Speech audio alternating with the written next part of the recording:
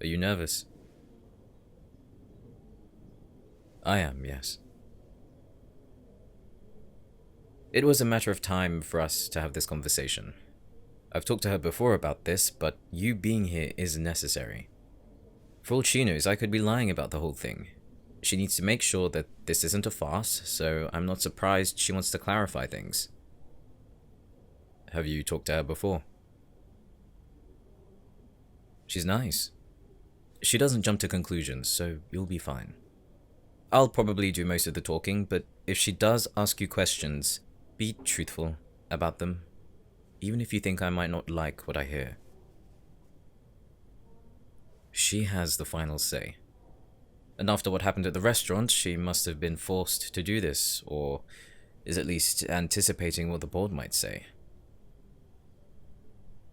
I don't know how this will end. But whatever the outcome is, I'll accept it. Yes, even if that means losing my job here. I don't have much power to fight in my corner, not when rumors are effective at damaging one's reputation. No matter how careful I am with my words, anything I say could be spun to fit a different narrative.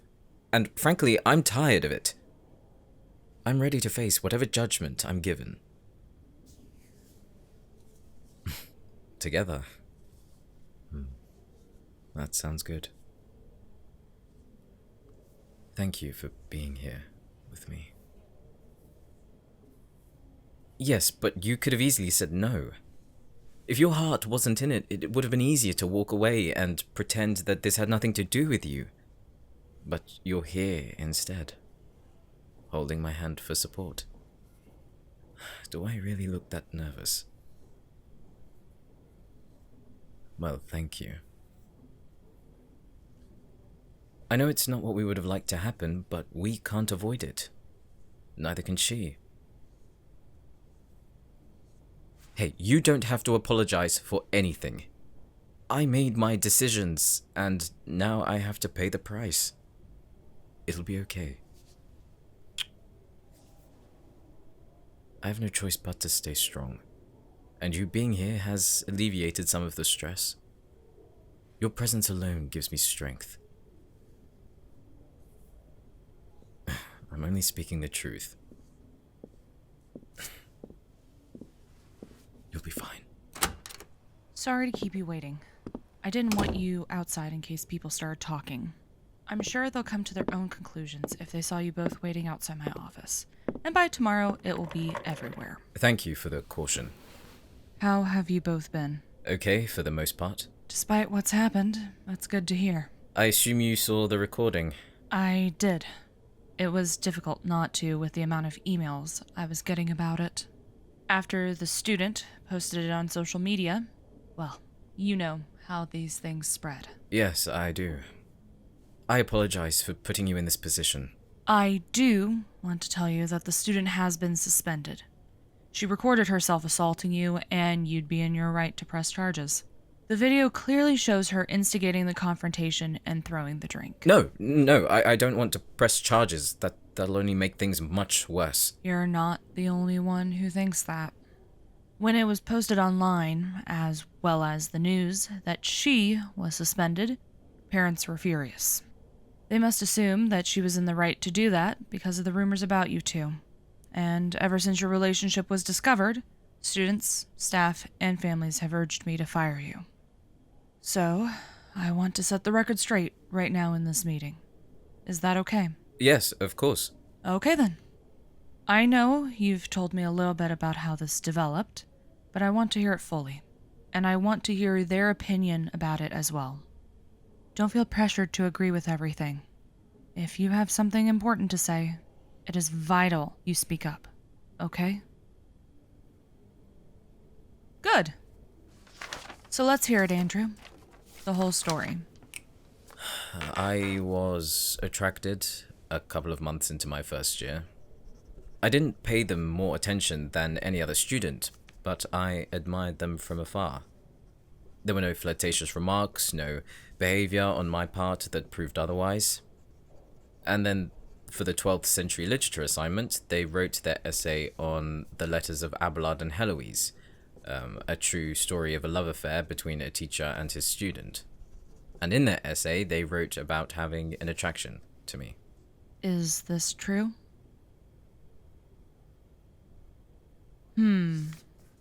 Go on. Because it was clear that they liked me, I started to pursue that.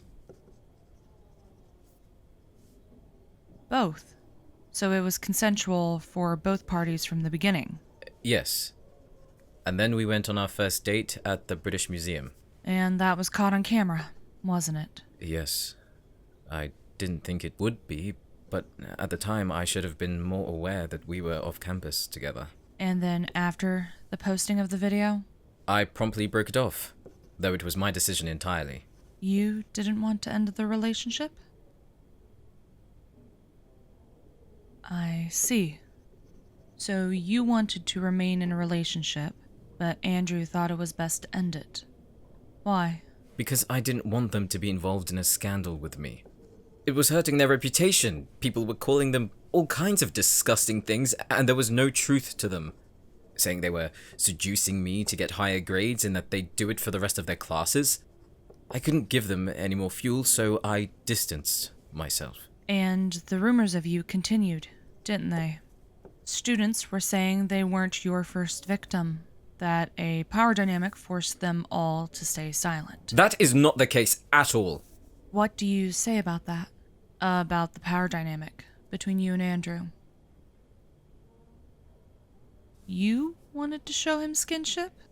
Even if it added more truth to the rumors? So, just to make sure I have this right, it's your opinion that there is no power dynamic between you, and that you didn't feel pressured to enter a relationship with Andrew. Instead, you feel it was selfish to ask him to show you were together.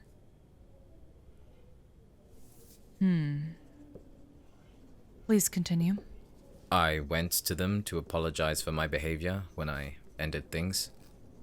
I told them I was wrong for deciding on my own and that it was up to them if they wanted to rekindle the relationship. And if we were to do it right, that we'd need to make the choices together.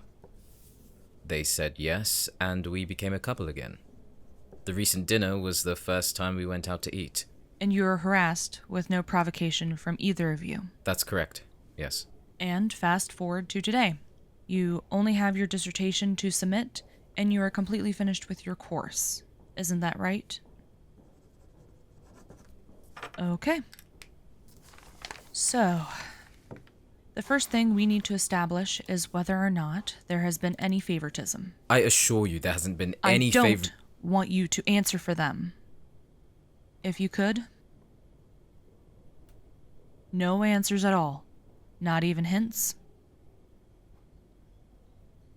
Well, according to this, you had high marks for your assignments when Robert was teaching. He wrote that you were very attentive in his classes and always submitted work on time. And then, with Andrew, your marks remained high, which is a good sign. Andrew wrote pretty much the same thing. High engagement, superb attendance, and good work. I personally believe that you help them as a professor would. Of course, others are going to look at the situation and speculate that there is some kind of foul play.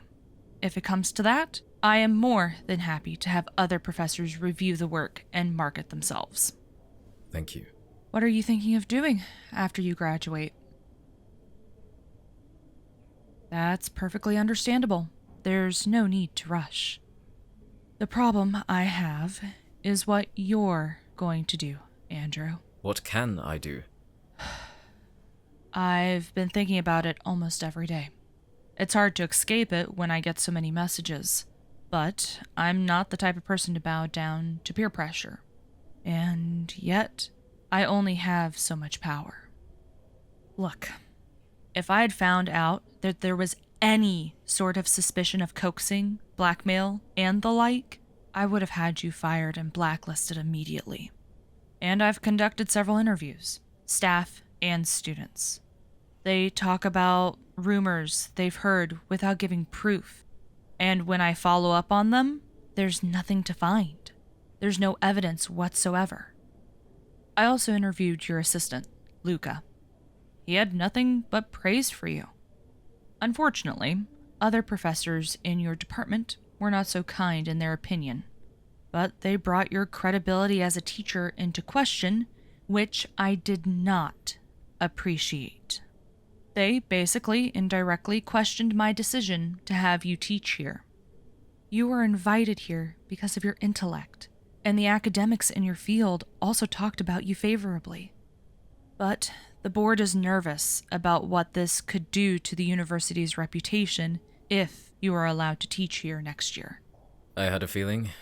If it was solely my decision, I would happily keep you here. I know. You've gone above and beyond for me. I can't thank you more for what you've done. You are one of the only adults who have reassured me about everything, and that means more than you could ever know. And even with your hands tied, you still helped with declining the petition and then the interviews. I am fully prepared to launch a formal investigation if the board approves. I can't have your reputation and career ripped apart because of rumors. And I wouldn't be able to live with myself if I let it go knowing that I could do more. You could jeopardize your position for this. Why do you want to help me so much? Because you're a member of this faculty, and you deserve to have a voice in this. So tell me the outcome you'd want. Honestly, I think I've come to terms with leaving. I had a good few years here despite the accusations. Teaching at a university like this is what I dreamt of, and I fulfilled it. Of course, I would love to continue teaching because I feel that's where my passion lies, but I think we both know I can't do it here. Even if you go through with an investigation, there will always be those who see me as guilty no matter the verdict. And I don't think that I could return to my department next year knowing the staff secretly despise me. I think it's time I tender my resignation. Are you sure? Like you said, you only have so much power. The staff, the parents, and the board are all pressuring you, and I don't want you to lose your job because of me. Absolutely not. I won't allow it. I wish I could do more for you. You've already done enough. Well, I could do one more thing. You may not be able to teach here, but I will write you the best recommendation I can. And I will personally email every university in London if I have to. Or whichever university you'd like. Your talent and your passion shouldn't be discarded because of baseless rumors. You really don't have to do that. You don't for me. have a say in the matter. At least this way, if you want to do something else and go back to teaching, you'll have the recommendation ready. I expect to get plenty of calls from universities eager to have you as a part of their team. And for your age, to be teaching at this level is extremely rare. So I know some of them will be interested. I don't know what to say. You don't need to say anything, except that I'm the best dean ever. You are the best dean ever. But truly, thank you. I think I might take time to focus on my PhD and complete that before applying to other universities. With a PhD, they'll be lining at the door for you. One can hope. I'm telling you, any university would be lucky to have you. You're a wise woman, Claire, so I'll take your word for it. You better. You are more than what the journalists say you are. You're not just intelligent for your age, or however they put it. You have so much more to learn and to give. A lot of teachers in this university could learn a lot from you, I think. And I thought you were wise. Boy, I think they could if they set their prejudice aside and actually listened to you. But honestly, it may be a silver lining for you to leave. Everyone needs a supportive environment to work, or at least one that's cordial. And the staff can seem good-natured at face value, but they should be assisting you when you need it, not being judgmental. I think they forget how old you actually are. And I'm not saying that your age is a crutch or something that makes you less of a teacher. What I'm saying is, that they should realize how difficult it could be for you when you're teaching university level material to students your age range and older. Not to mention, this is your first teaching position, and I think you've done brilliantly. Thank you. I admit that I sometimes want to ask opinions, but I can never quite bring myself to do so. I think you're right. I think this might be a good time for me to leave. After this academic year is officially over, I'll look into doing something else. I don't know if that'll be teaching elsewhere or going on a trip to see the world, but my journey here, I think, is at an end. But it's not your fault. Either of yours. You didn't break any rules. You didn't harm anyone. As much as the board wants to convince themselves it's unethical, this isn't the first time it's happened. I think it's just the traction with social media. They feel they have their hands tied. I know, I understand. But as you said, silver lining, right? Next year probably wouldn't have worked out for me anyway if my colleagues constantly looked down on me.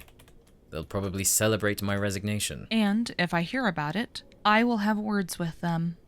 Just because they've been here longer doesn't give them the right to treat any member of staff like that. Please don't do it for my sake. I'm not. I'm doing it for the sake of whoever teaches after you, so this university doesn't become a toxic workplace. That is the kind of reputation I want to uphold, and the kind of staff I want here. I think this university would be doomed without you. I think it would be too. You're a great dean. You took your time to talk to me instead of ignoring me and assuming the worst, so I appreciate it. Of course. I'll hand in my resignation just before the year ends. I'll finish the work I need to, hand it in, and make sure everything's in order before I leave for good. I'm genuinely sad to see you go. Let me know when you plan to hand it in so I can be here and give you a proper send-off. Thank you for everything. Thank you for choosing us. It's been wonderful having you here. Good luck with your dissertation. I know you're in good hands. I'll email you. All right. Take care.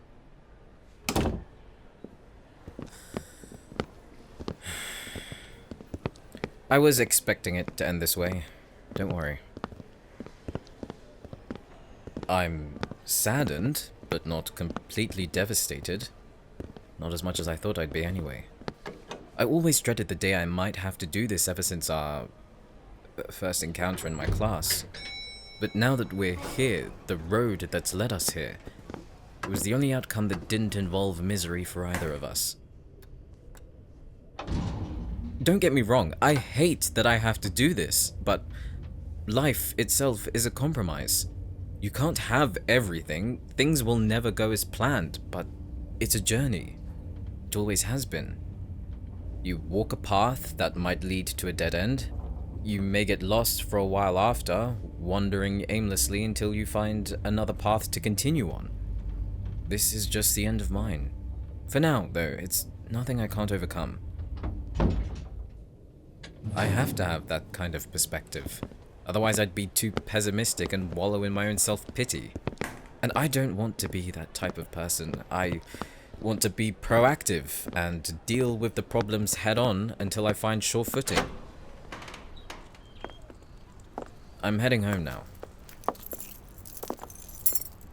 Sure, you can come with me. You don't need to work? Or do you have your laptop with you? Okay, let's go then.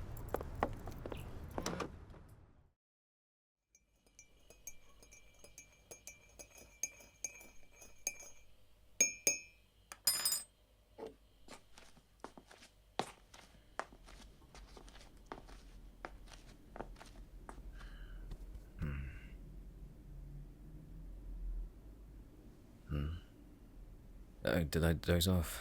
Sorry. Is this for me? Thank you.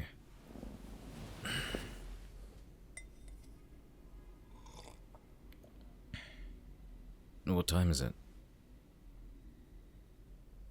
Really? I can make something to eat if you're hungry. Are you sure? I don't mind, you know. I don't normally take naps. I'm feeling rather tired, to be honest. Probably because of what happened this morning, yes. I guess my mind needed to process the information a little more. Maybe I was stressed, but didn't know it. No, I don't feel it right now. I actually feel a little lighter. Maybe because I don't have to worry about what's around the corner anymore. Hey, what's the matter? You should know by now I have a talent for knowing when something's wrong. This isn't your fault. You shouldn't be feeling guilty about this. Look at me. This all started from passion for both of us. We knew what we were doing going into it. This outcome doesn't come as a shock to me. Of course, there was a part of me that dreamt it wouldn't turn out this way, but it did. And now we have to accept it for what it is. But I am not going to sit here and say I regret any of it. I don't regret taking the position. I don't regret tutoring you, kissing you, taking you on dates. And I certainly don't regret falling in love with you. It was my decision. I had little option really, but it's better leaving now than waiting until the last minute to be fired.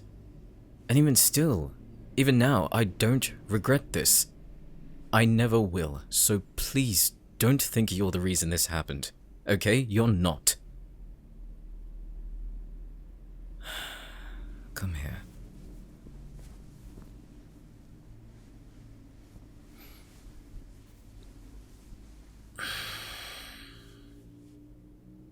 How are you feeling?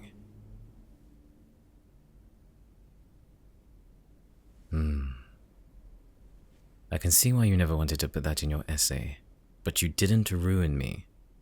Instead, you gave me a whirlwind of emotion that led us here, with us cuddled under a blanket.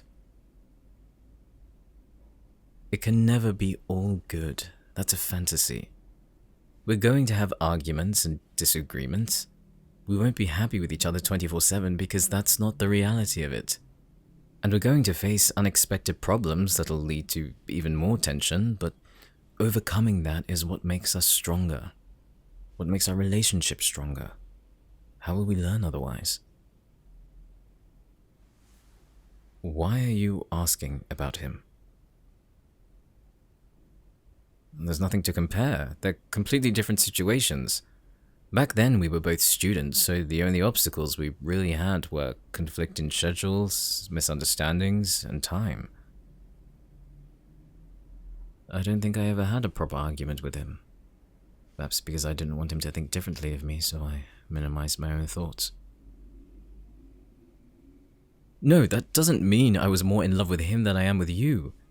That time in the car, when I almost lost myself, I thought what I was doing was right. And at that moment, I was fine with you hating me because in my mind, I thought it would keep you safe. Obviously, in hindsight, I could have handled that much better. But I learned from it. And I know now not to make important decisions about us without your input. That wasn't fair to you. Of course I still think about it. Seeing that video online of us terrified me. Not because I was in it, but because of what it would do to you. I know you don't care about it, about being seen in public. I wanted to show it. I wanted to pull you in for a kiss after class or grab your waist and whisper how good you look. Maybe we can do that now, after I resign. Well, the lucky thing about this year is that we'll be leaving together. Well, if you still,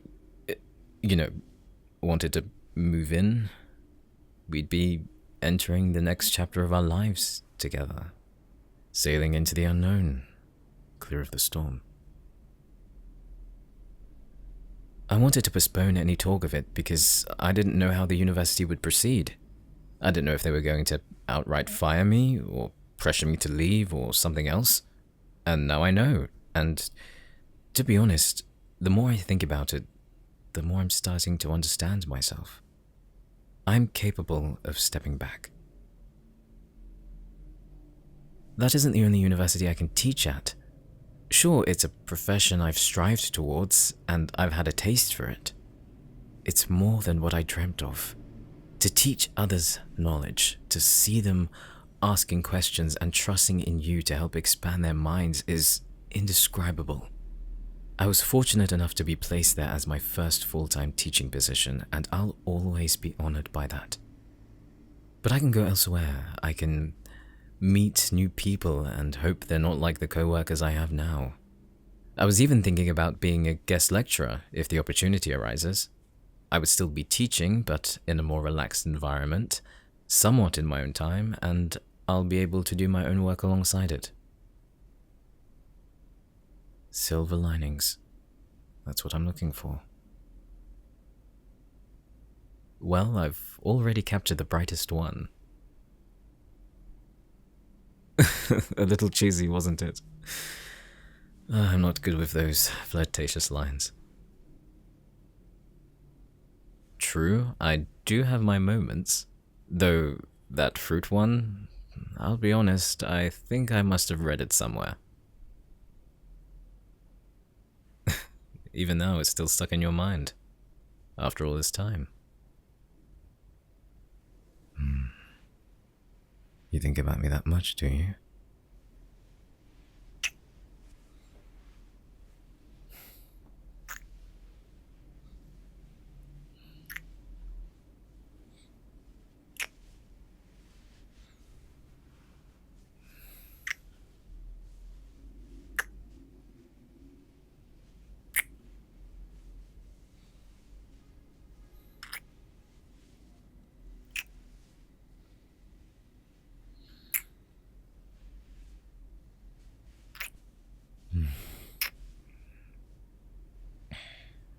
What? Are you still thinking about earlier today? You said all you could. Nothing would have changed the outcome. Look at me.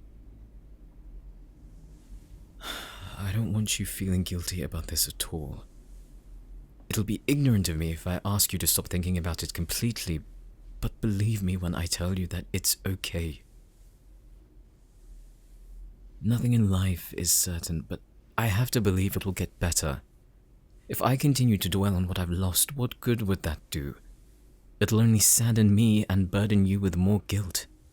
So trust me. Please.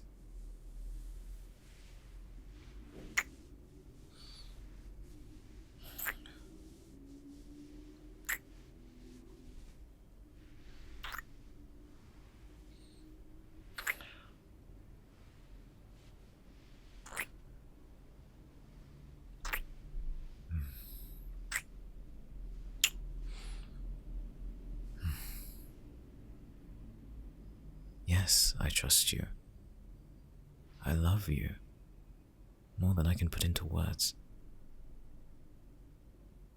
Because even though you can be a little bit of a brat at times, you don't hesitate to speak your mind. You're blunt, headstrong, and charismatic. But no matter how many adjectives I choose to describe you, it pales in comparison to what you are. You evoke so much without having to tell me anything. Your eyes are so expressive, and they're mesmerizing. Okay, let me see what your eyes are saying now.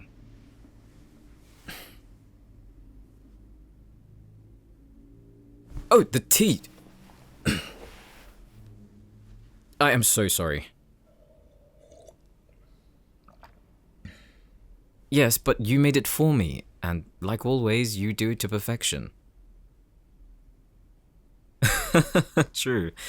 There's nothing hard about 2 sugars and a dash of milk. Still, it's the thought that counts. Waking up to a cup of tea is definitely high on my list of ways to love you more. And you get extra points for making it just right. If I woke up to one every morning, there'd be no reason to have a bad day. Or even if I made one for you, it'll be a pleasant start.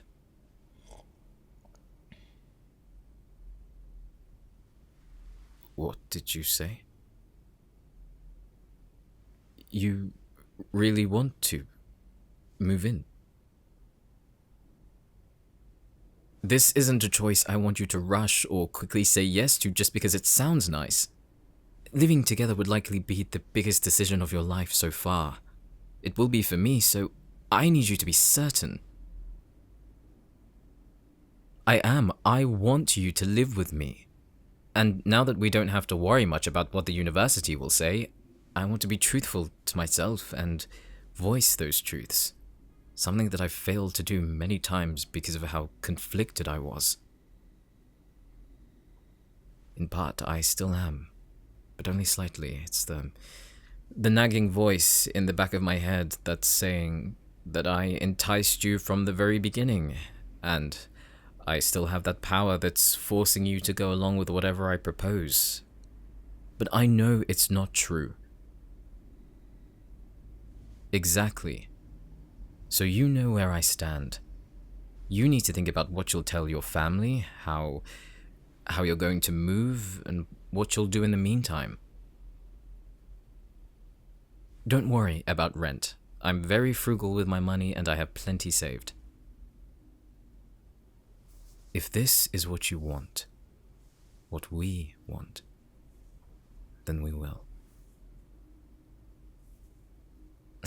I can't believe this is really happening. I only dreamt of it. Maybe I was wrong. Maybe we are living in a fantasy.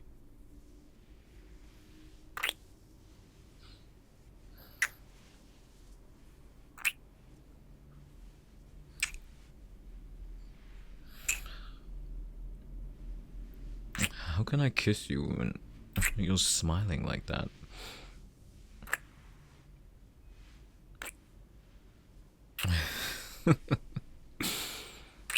You're too cute.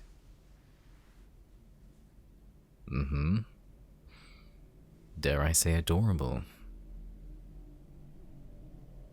Trying to negate that only makes you sound cuter, so you're doing a good job of proving me right. I'll have plenty of time to tease you when you officially move in. I guess you'll have to wait until the time comes. Until then, focus on your dissertation and give it your all. There's no reason to doubt yourself now, and it'll be a wonderful read. I can only support you, which is what I intend to do. But the deadline isn't for a while, so take a moment to rest.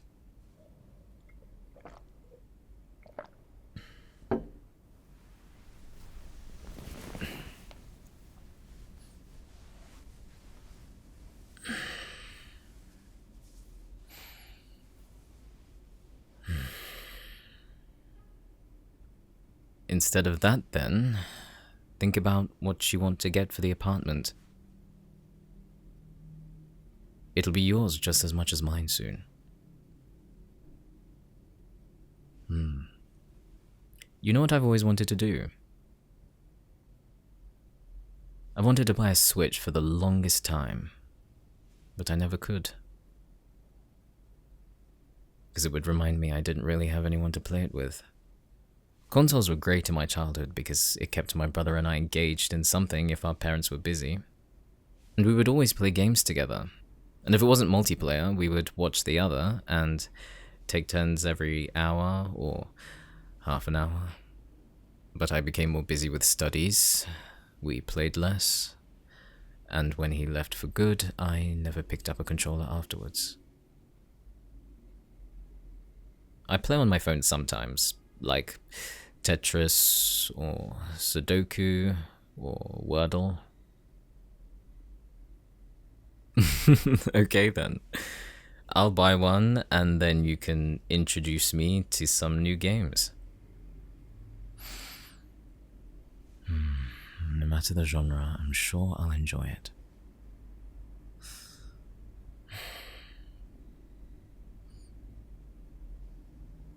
Maybe something that is meant to be just pure fun. Mario Kart. I'll order it online soon.